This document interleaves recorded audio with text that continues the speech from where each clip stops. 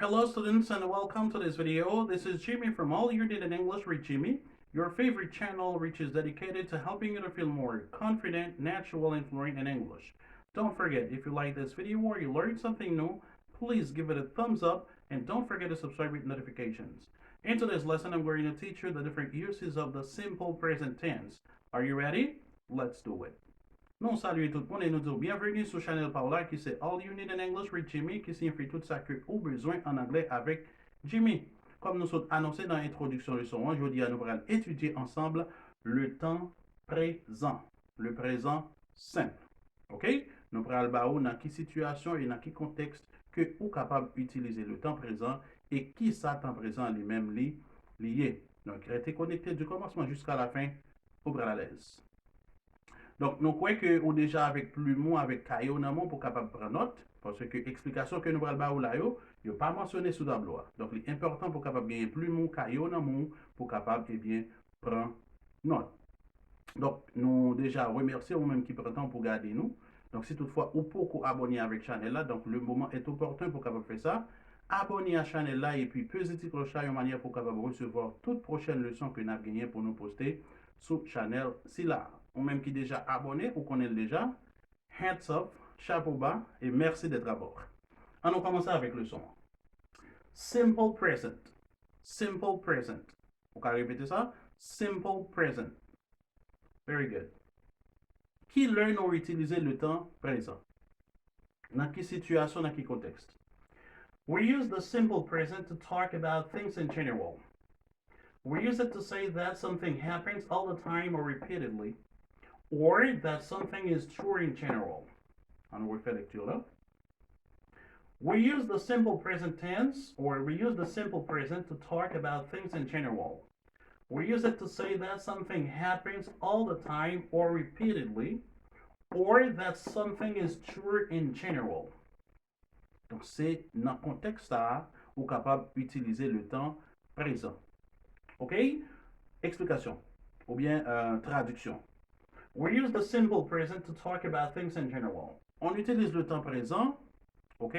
Ou bien le temps présent simple pour parler des choses en général. Tout bagage qui existait de manière générale, on utilise le temps présent. We use it to say that something happens all the time or repeatedly. On utilise également le temps présent pour parler de quelque chose qui se produit tout le temps ou bien avec répétition. Donc, nous utilisons le temps présent pour parler de quelque chose qui produit ou bien qui arrive tout le temps ou bien un bagage qui produit avec répétition. Une action que un monde posé de manière répétitive. C'est-à-dire qu'on n'a pas posé action une seule fois, mais il pose avec répétition, tout le temps. Donc, verbe que vous utilisez ou supposé utiliser au temps présent. Finally, finalement, or that something is true in general. On utilise le temps présent simple également pour parler de quelque chose qui est généralement vrai. Un bagage qui est vrai de manière générale. Ça veut dire que c'est un bagage que tout le monde mette d'accord sur lui, tout le monde dit oui, ça, c'est ça que lié. Donc, ça, c'est un bagage qui est vrai. C'est une vérité générale. Donc, c'est dans le contexte ça que vous êtes capable d'utiliser le temps présent simple, mes amis. OK? Nous prenons une explication en détail ici. Donc, tout ça que nous allons dire là, nous trouvons en dedans règle ça que nous sommes là. OK? Sauf que nous détaillons pour capable permettre que vous compreniez mieux. All right? Let's continue. Permanent situations. C'est dans le contexte ça que vous êtes capable d'utiliser le temps présent. Premièrement, vous êtes capable d'utiliser le temps présent dans les situations permanentes. OK? Permanent situations. Qui est une situation lui-même permanente? Yon bagay li permanent, c'est le que, eh bien, li là pour yon longtemps. Et si yon bon bout de temps, bagay ça lui-même li existe, li là la produit. Et li même là pour tout temps. OK? Donc ça, c'est là yon bagay li permanent, li pas temporaire. Donc, dans les situations permanentes, eh bien, on utilise le temps présent simple. Exemple. Barack Obama lives in the United States. Barack Obama lives in the United States. Barack Obama vit aux États-Unis. Barack Obama, c'était président des États-Unis, ok? Donc, nous sommes capables de dire qu'il y a un statut américain. Donc, il y a un monde qui a un statut américain, normalement. La vie aux États-Unis, pour combien de temps? La vie aux États-Unis pour un bon bout de temps, pour longtemps et même pour toute ville. Donc, situation, ça, sont situations qui permanentes que liées. Donc, on doit utiliser le verbe au temps présent. Donc, le verbe ici, c'est to live. OK? Donc, on doit le conjuguer au temps présent parce que situation sont situations qui permanentes que liées. Par exemple, s'il me dit I work at a bank, je travaille dans une banque. Donc, l'idée, le verbe est conjugué au temps présent. Idée qui dégage en dedans phrase ça, I work at a bank, je travaille dans une banque, ça veut dire je travaille dans une banque. Donc, c'est ça que je fais pour me vivre. Donc, je travaille pendant longtemps dans la banque là. Et pas rien qui dit que je travaille pendant toute la vie. Ça veut dire que pas, je ne pas pendant un mois mal travail dans la banque. Ce n'est pas pendant 2 mois mal travail pendant longtemps. Là, moi, obligé d'utiliser le temps présent. Alright? Donc, c'est ça, le permanent situation, situation permanente. Okay? Let's continue. Routines. Routines. On utilise le temps présent également dans ce qu'on appelle routine. Qui ça aurait les routines? Routine, c'est une activité, c'est un bagage qui produit de manière régulière. Donc, régulièrement, action ça, il produit. Il est devenu une routine. OK? I go to bed at 10 p.m. Je vais au lit à 10 heures du soir. Donc, ça, sont bagages qui produit de manière régulière. Presque chaque soir, moi, toujours à le coucher à 10 heures. Donc, ça, sont bagages qui produit de manière régulière. À force que ma produit, à force que l'action ça la produit, il est devenu une routine. Donc, dans routine, le n'a conjugué verbe, et bien verbe supposé conjugué au temps présent. C'est dans la situation, c'est dans le contexte que nous sommes capables d'utiliser le temps présent, mesdames, messieurs. OK? Thanks. On utilise le temps présent également pour les faits. Facts signifie fait. Qui ça un fait? Un fait, c'est un bagage qui est vrai. OK? Un bagage tout le monde mette d'accord sur lui. Ça, sont faits que lié. OK? Par exemple, the sun is hot. The sun is hot. Le soleil est chaud. Ça, son bagay, pas de monde qui a démenti ça. Tout le monde connaît que le soleil là lui-même est chaud. Donc, il y a un bagay qui est vrai. Ok, tout le monde mette d'accord sur lui. Donc, verbe que vous utilisez, il est supposé utiliser au temps présent. Je ne vais pas dire the sun was hot. Je ne vais pas dire le soleil était chaud. Non. Parce que le soleil là, il est toujours chaud. Il est chaud. Tout le monde connaît ça. Donc, tout le monde mette d'accord sur lui. Tout le monde dit oui, c'est ça, ça y est. Ou bien un bagage qui est scientifiquement vrai. Donc, c'est un fait. OK? Donc, la Terre tourne autour du Soleil. C'est un bagage qui est scientifiquement vrai. Son fait que lié. OK? Alright. Donc, le verbe doit être conjugué au présent de l'indicatif.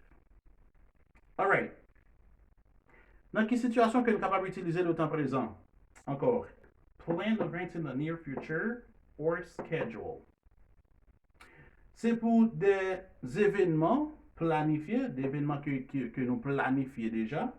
OK? Et événements ça y a bien pour produire dans un futur qui est proche, un futur qui n'est pas loin. OK? Mais événements ça y a planifié déjà. Et schedule signifie programme, signifie horaire également. C'est un qui planifié. OK? Exemple.